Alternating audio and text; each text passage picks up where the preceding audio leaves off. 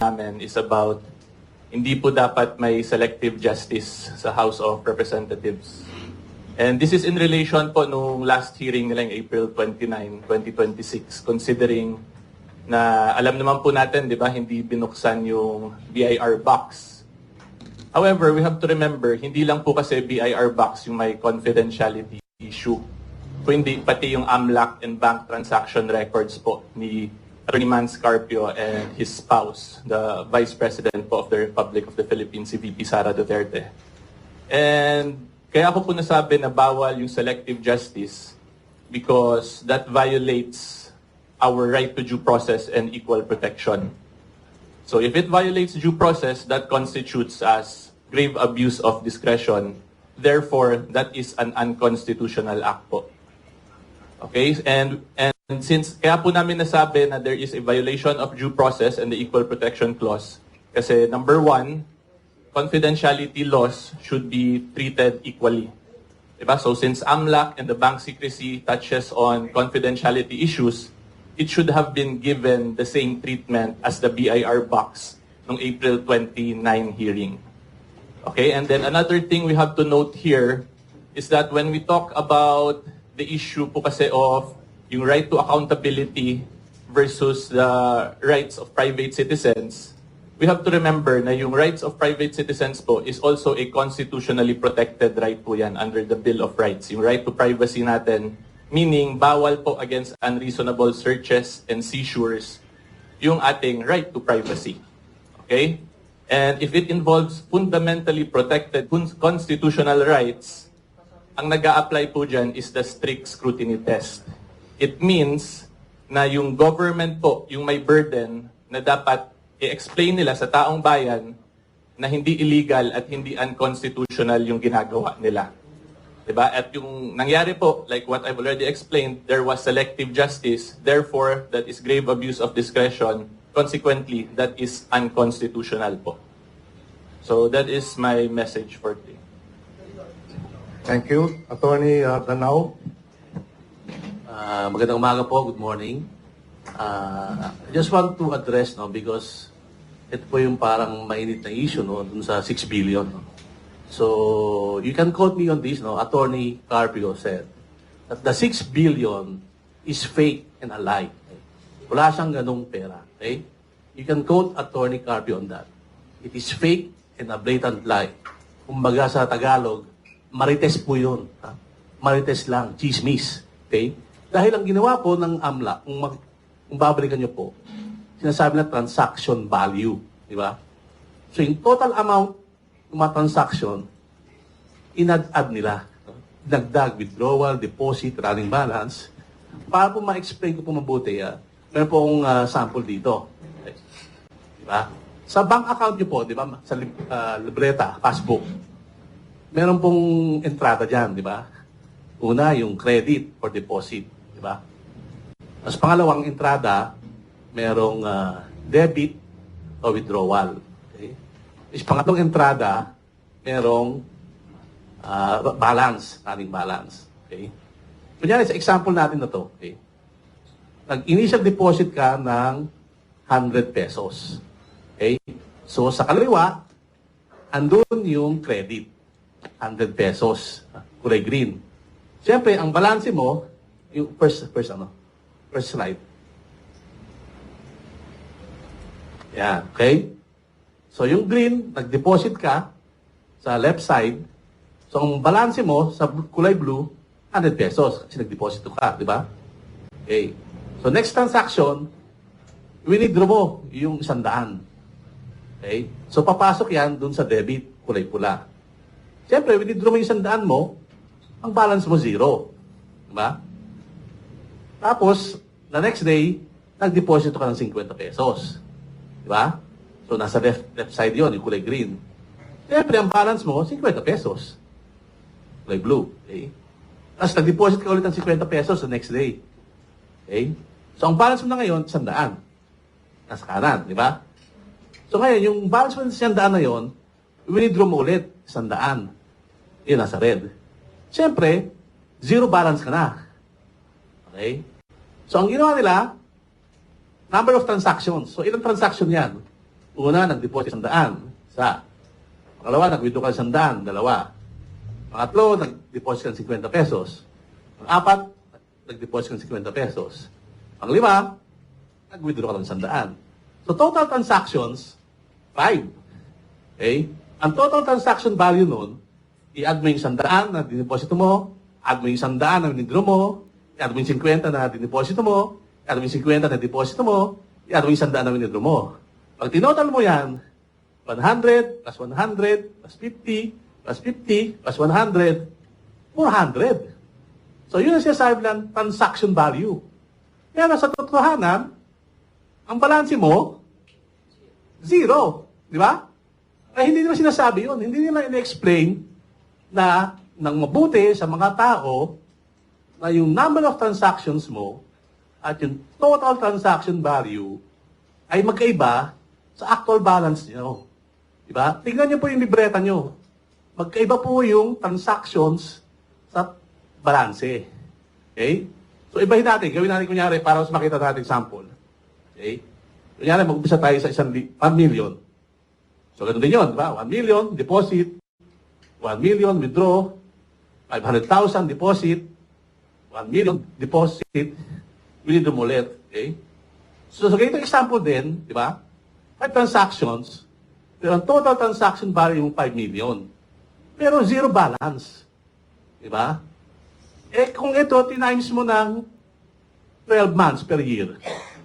Diba? So, lalaki yung transaction value mo. 5 million times 12, 60M. Di ba? So, 60M daw ang kabuuang transaction value mo sa isang taon, pero ang balance mo, zero. Di ba? Kasi isang taon lang yan, 60M. Eh, di ba ginawa nila, ilang years? 20 years. So, 60M times 20 years. Tadaan! 1.2 billion. Di ba?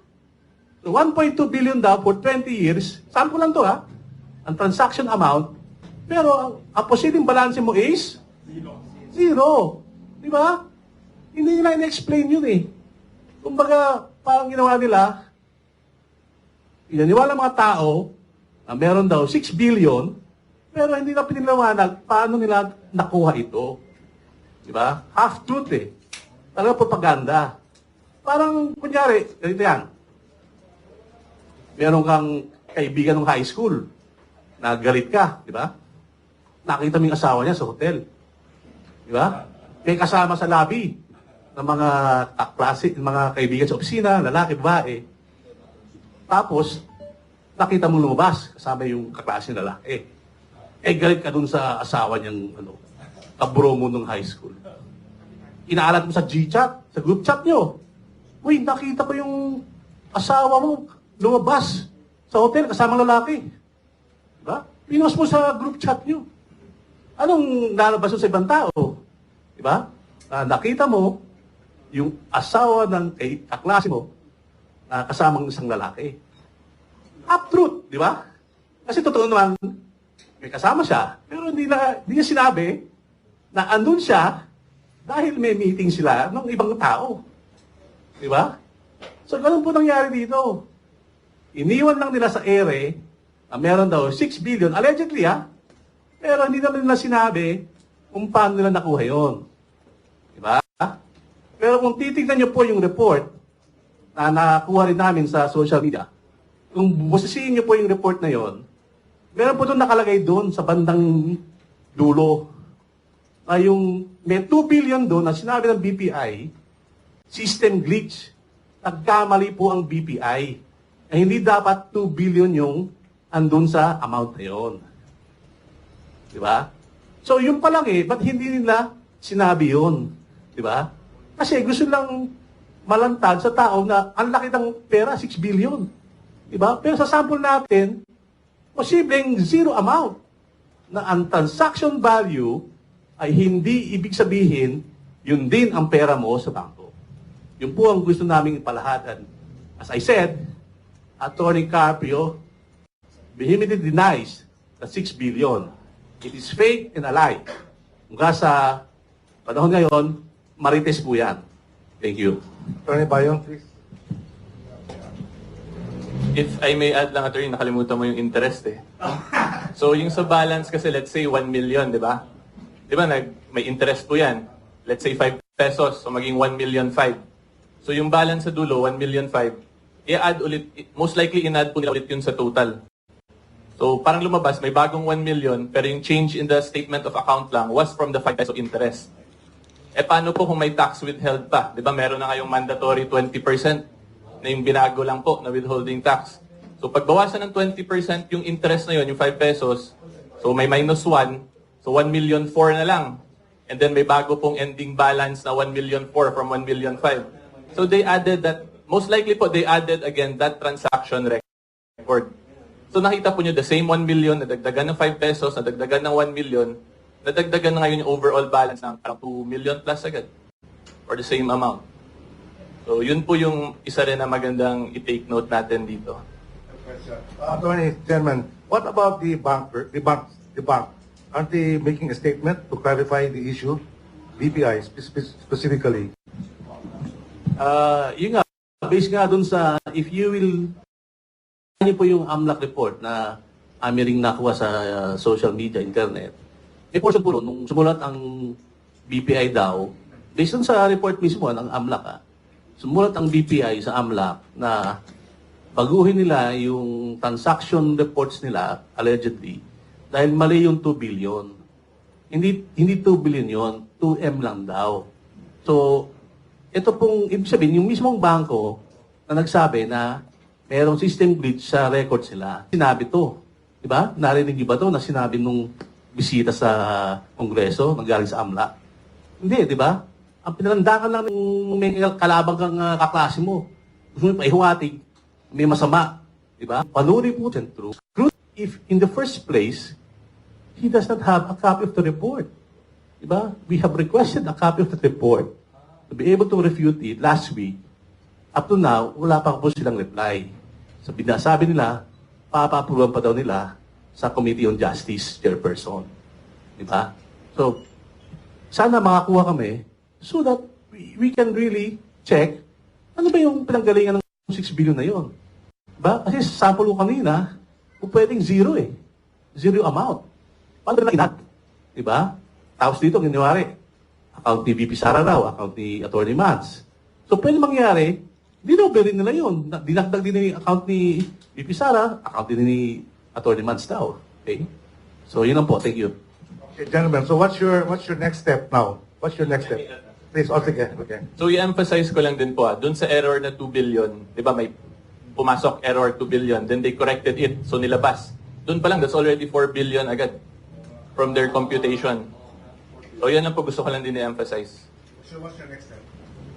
Well, nagsampa na nga po kami ng kaso sa fiscal ng QC, no? Dahil sa, yun nga, violation of the Bank Secrecy Law, violation ng AMLA, violation ng Data Privacy Act.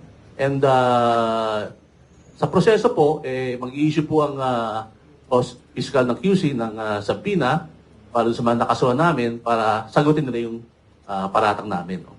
And from there, pwede rin ko pa yung sumagot. No? Okay. The floor is open. Yes, please identify yourself. Siya muna pa, then ikaw, ha? Jason po ng SMNA News. First question po, sir. May we have your comment dun sa sinabi ni Representative Jokno na sinabi niya na yung pag-file ng case is just a diversionary tactic para makalimutan po daw ng mga tao yung dahilan kung bakit nagkaroon po ng hearing. Remember po, si Attorney Carpio is sa pribado ng individual. No? Hindi naman siya parte ng hearing. Kaya nga po napilitan siyang pagkaso dahil nga bilang private individual, di ba? Pati siya nadadamay. So, he is just only enforcing his rights, no? And with more reason kasi ito pong pinag-uusapan natin na nilabag ng AMLA, di ba? It's dagok po ito sa industriya ng bangko. Okay? Because alanin niyo si Attorney Mans, abogado. Asawa pa siya ng VP. Di ba? So kung kaya ng AMLA na gawin ito sa bank records ng isang abogado, ng isang asawa ng pangalawang mataas na opisyal ng Pilipinas na kayang kalkalin lahat ng mga dumaan sa bangko mo, di ba? Lahat, insurance payment, credit card bills, di ba? Binayad mo sa landlord mo, nagbayad sa kliyente mo. Eh paano ba tayong mga mahirap? Di ba? Mabubulat lahat ang ating mga accounts dahil lang kalaban ka ng gobyerno. You cannot weaponize the AMLAC. Di ba? Dahil mismo sa AMLAC, may lang kalagay po ron na the AMLAC cannot be used for political propaganda and political persecution and harassment. Okay? Nasa section 16 po yon ng batas. Okay? Diba si ma'am? Ano mo yan? Diba? So, what we're saying, Attorney Mans is not fighting merely for his private rights. He's fighting to preserve the integrity and confidentiality of the bank records for our banking industry. If he cannot protect his own rights, and it can be easily abused by the AMLAC, then the AMLAC can be weaponized to harass and persecute anybody. Kahit na sino, kahit na impeachable officer, okay? From the Supreme Court Justice to Constitutional Commission members to any impeachable officer, they can use AMLAC, okay, to persecute and harass a person by merely asking the AMLAC to provide the private banking records of an impeachable officer at ilantad sa media. Diba? Kasi yung ginagawa nila ginagamit nila ang media para ilantad kuno na itong malaking pera, pero hindi na pala totoo. Diba? So, that's why we're calling the media to scrutinize these allegations. Kasi mismo sa AMLAC report, di ba? Sinasabi nga ni Atty. Neil, ano na mismo may mali Di ba? Pero hindi na hina-highlight. Dahil, bakit? Dahil yung narrative nila na 6 billion, contradictory na. Di ba? So, as again, Attorney Carpio is not merely fighting this for his own self. He's fighting this as a matter of principle to preserve the banking confidentiality, which is crucial in any banking system. Dahil po ang banking system natin rests on the confidentiality of the records.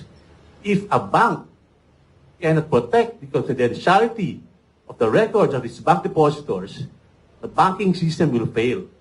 Okay? So kung kaya lang gawin ito kay Atty. Mans, kaya lang gawin ito sa